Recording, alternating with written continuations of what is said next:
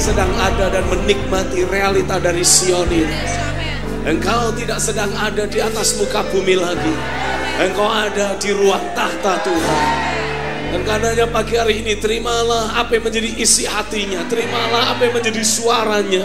Terimalah limpahan kasihnya. Terimalah kesetiaannya yang kekal sampai selama-lamanya. Nikmatilah kebaikan Tuhan yang memulihkan engkau, menjadikan engkau pribadi yang baru, pribadi yang berbeda, pribadi yang alami. Tuhan itu nyata dan Dia masih terus bekerja dalam hidupmu. Oh, alamilah kasih Tuhan tak berkesudahan.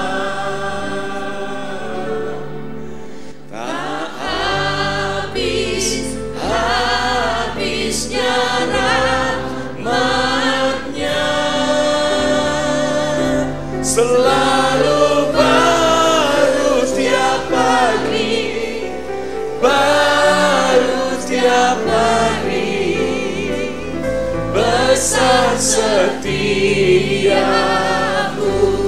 Tuhan, besar setiamu.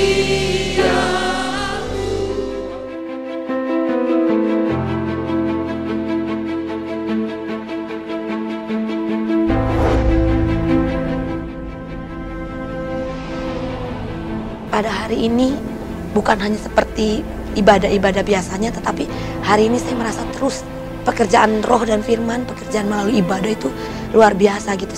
Saya bisa merasakan, kebaikan Tuhan itu luar biasa gitu.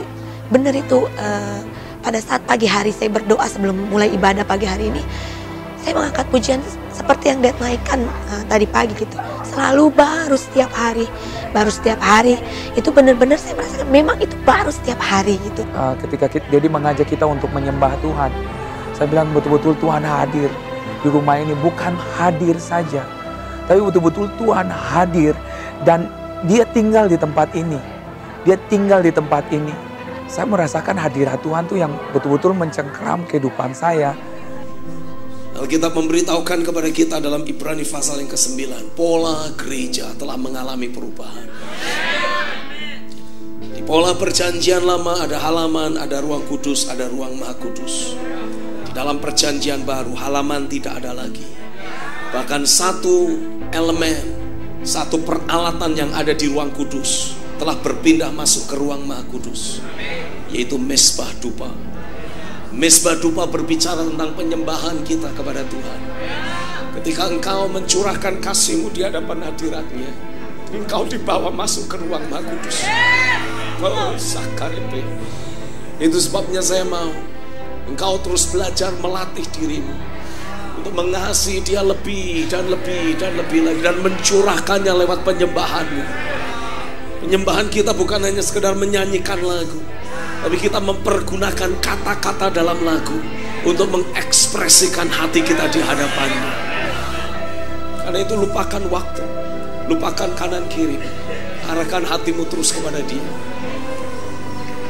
Seringkali berbagai peristiwa, situasi, keadaan yang terjadi dalam hidup kita membuat hati kita menjadi keras, membuat hati kita menjadi berbatu-batu. Tapi hari ini, pagi hari ini, saya merasa kasih dan kesetiaannya sedang memulihkan dan membawa engkau menjadi pribadi yang sama sekali berbeda. Sepertinya Tuhan tuh bukakan pemahaman yang baru dengan jelas. Bahkan Tuhan memberitahu, ini loh cinta yang sesungguhnya seperti ini, kasih yang selalu baru yang kau harapkan tuh itu seperti ini. Dan sampai saya tadi di atas itu saya bilang, Tuhan, saya nggak mau pergi dari realita hadirat Tuhan ini gitu. Maksudnya di saat saya melakukan aktivitas pun saya mau terus rasakan realita hadirat ini seperti realita ibadah hari ini. Saya mau terus rasakan itu. Saya mau waktu saya menyembah seperti saya melayani gitu. Maksudnya seperti saya sedang hari Minggu ibadah gitu menyembah. Pas melakukan aktivitas pun saya tetap merasakan realita hadirat Tuhan. Itu yang saya minta waktu pada saat di atas. Saya bilang, Tuhan, pada saat selesai ibadah pun saya mau tetap rasakan realita hadirat Tuhan. Inilah Sion yang sedang dimanifestasikan. Di dalam hadiratnya engkau diubahkan. Ketika engkau menyembah, engkau dibuat semakin serupa dan segambar dengan dirinya. Tidak ada lagi hati yang keras. Frekuensi hidupmu diselaraskan dengan frekuensi sorga. Hatimu diselaraskan dengan apa yang Tuhan sedang mau lakukan. Dan Tuhan berkata, Tuhan justru berkata di Sion, katakan di Sion. Bukan di sembarang gereja, tapi di Sion. Ada sebuah dimensi ilahi yang Tuhan ingin beritahukan kepada kita. Ada sebuah dimensi pemerintahan yang Dia ingin masukkan dalam hidupmu.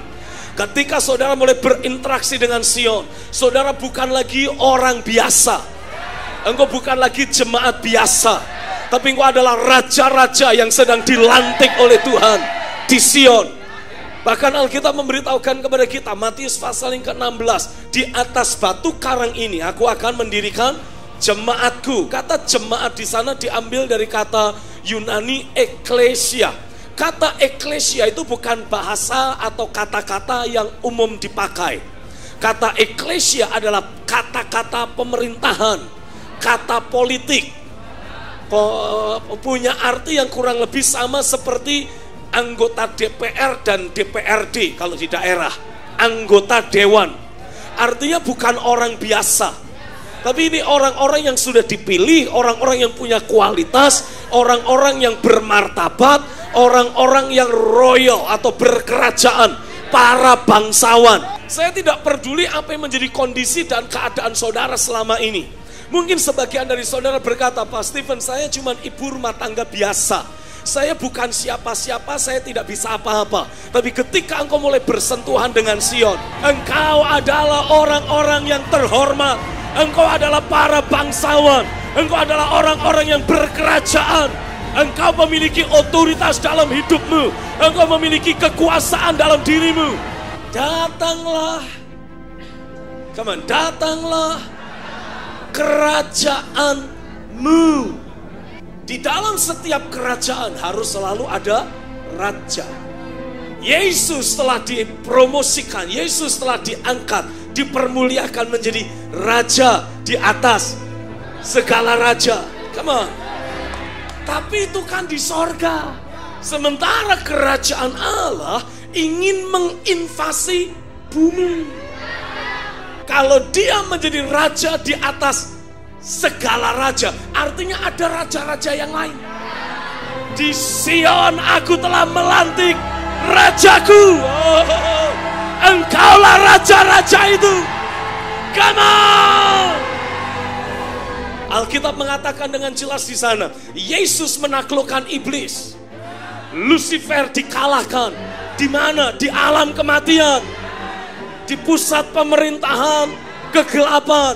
Alkitab mengatakan dalam kitab Wahyu pasal yang pertama, semua kunci maut dan kerajaan maut ada di tanganku, kata Tuhan. Dari sejak Yesus menaklukkan iblis, menaklukkan dosa, menaklukkan maut, dan pada hari yang ketiga bangkit, sejak saat itu maut tidak lagi berkuasa atas orang percaya. Saya ulangi, maut tidak berkuasa atas orang percaya. Kenapa? Karena kerajaan oposisi yang paling kuat dari sejak kejatuhan Adam sampai kematian Yesus hanya kerajaan maut. Tapi kerajaan maut telah ditaklukkan lewat kebangkitan dan peristiwa dipermuliakannya Yesus di sebelah kanan Bapa di sorga. Alkitab mengatakan Bapa memberikan nama Yesus memiliki kuasa di langit, di bumi, di bawah bumi. Supaya di dalam nama itu, katakan di dalam nama itu, semua kekuasaan, semua kekuatan yang di langit, di bumi, di bawah bumi, tunduk di dalam nama itu. Kalau dibilang waktu dia bukakan tentang hal waktu Tuhan di atas kayu salib, terus dia dibawa ke Alam maut itu bagi saya itu bukan nama sembarangan, nama yang sakral. Saya sangat percaya waktu kita perkatakan nama Yesus atau di dalam nama Yesus, itu di alam roh terjadi sesuatu, terjadi perubahan. Contohnya ya waktu kasus Daniel anak saya sakit itu benar-benar merasakan ketakutan yang luar biasa. Karena baru pertama kali itu saya melihat Daniel sakit yang luar biasa membuat saya takut. Karena sepertinya saya merasakan itu roh maut mendekat atas kehidupan Daniel. Karena di saat itu malam-malam, mungkin udah di jam 11 malam, itu saya merasa waktu Daniel bangun dengan keadaan mata melotot. Sepertinya saya mendapat impresi seperti itu. Dia melihat makhluk yang dari alam maut. Dia melihat makhluk ini. Dan itu membuat saya takut luar biasa gitu. Tetapi waktu saya berusaha untuk bilang, Daniel ayo bangun gitu. Saya panggil Mario untuk, Daniel ayo bangun gitu. Waktu kita deklarasi, kita bilang dalam nama Yesus, Daniel bangun dalam nama Yesus, kau bangun kembali, bangun. Dan itu terjadi begitu saja, dia langsung bangun seperti sadar. Tadinya tuh seperti nggak sadar sama sekali, bener-bener kayak dia melihat roh maut sedang melayang-layang gitu. Dia melihat itu dan Daniel dalam keadaan itu, saya merasakan atmosfer yang benar-benar ketakutan, kematian, cengkeraman roh maut yang luar biasa menakutkan gitu. Tetapi waktu saya menyebutkan di dalam nama Yesus, di situ saya merasa hilang begitu aja. Roh ketakutan itu hilang, kekhawatiran itu hilang. Bahkan saya bisa merasakan atmosfer rumah itu benar-benar berubah seketika gitu dengan nama Yesus itu sendiri. Dan kondisinya Daniel seketika itu juga kembali normal. Bahkan saya tidak kasih dia obat sama sekali, dan itu yang membuat saya melihat, oh, nama Yesus itu nama yang luar biasa gitu. Intinya jangan main-main dan jangan macam-macam dengan nama itu. Itu nama yang luar biasa. Percaya. Karena itu memang nama yang berkuasa. Nama Yesus. Karena itu kewajibanmu, pastikan di dalam tubuhmu ini, di dalam kehidupanmu ini, ada kebenaran, damai, dan sukacita yang bersumber dari Roh Kudus. Semua yang lain harus ada kebenaran. Hanya boleh ada kebenaran, damai sejahtera, dan sukacita oleh Roh. Yang lainnya taklukkan. Itulah kewajiban saudara. Katakan, terjadilah atasku, termeterai di dalam nama Yesus. Saya tangkap, Tuhan, ternyata saya ini adalah raja-raja yang Tuhan percayakan di domain-domain yang akan nanti Tuhan percayakan. Sampai saya berpikir, sebagai seorang raja tuh pasti gaya hidupnya gimana? Pasti tidak sembarangan lagi. Sebagai seorang raja itu sikap hati itu gimana? Dampaknya dalam kehidupan saya merasakan bahwa posisi saya itu sebenarnya mengalami perubahan. Perjalanan setiap keseharian itu selalu tidak menyadari bahwa kita ini adalah anak raja. Itulah yang membuat gaya hidup, sikap hati, dasar keyakinan itu sembarangan. Tetapi ketika tahu posisi sebagai seorang raja, wah Tuhan, saya bilang iya Tuhan. Oleh sebab itu saya sangat terbangun dengan apa yang disampaikan oleh Pastor Stephen Agustinus. Saya harus membangun gaya hidup saya, membangun dasar keyakinan saya, membangun gaya sikap hati saya sebagai seorang anak raja atau sebagai seorang raja yang ditentukan Tuhan. Itu sebabnya saya mendorong saudara, ketika engkau doa, ketika engkau melakukan penyembahan, lakukan dengan penuh ekspresi. Latih diri saudara, latih otot rohani saudara, sehingga engkau muncul sebagai para penakluk. Saya bilang, Tuhan, saya mau setiap hari dalam kehidupan saya mengambil keputusan untuk setiap apapun. Tidak ada berikan kesempatan sedikit pun untuk pikiran saya mengalami terdistrik sedikit pun. Saya mengambil keputusan untuk menaklukkan pikiran saya. Pastikan ada roh kebenaran, damai sejahtera, sukacita. Yang lain daripada itu dipatahkan. Yang lain daripada itu ditaklukkan. Katakan, aku percaya Tuhan melatih aku sebagai menjadi para penakluk. Aku alami kuasa Roh Kudus, kuasa firman melatih aku untuk menaklukkan banyak aspek dalam kehidupan ini. Semua yang menghambat, menghalangi, memperlambat untuk aku berlari-lari dalam panggilan sorgawi, mengerjakan kewajiban iman, perlombaan yang diwajibkan. Aku pastikan semua penghambat, penghalang yang menahan menghalangi, mendistrek, aku taklukkan di dalam nama Yesus. Terjadilah.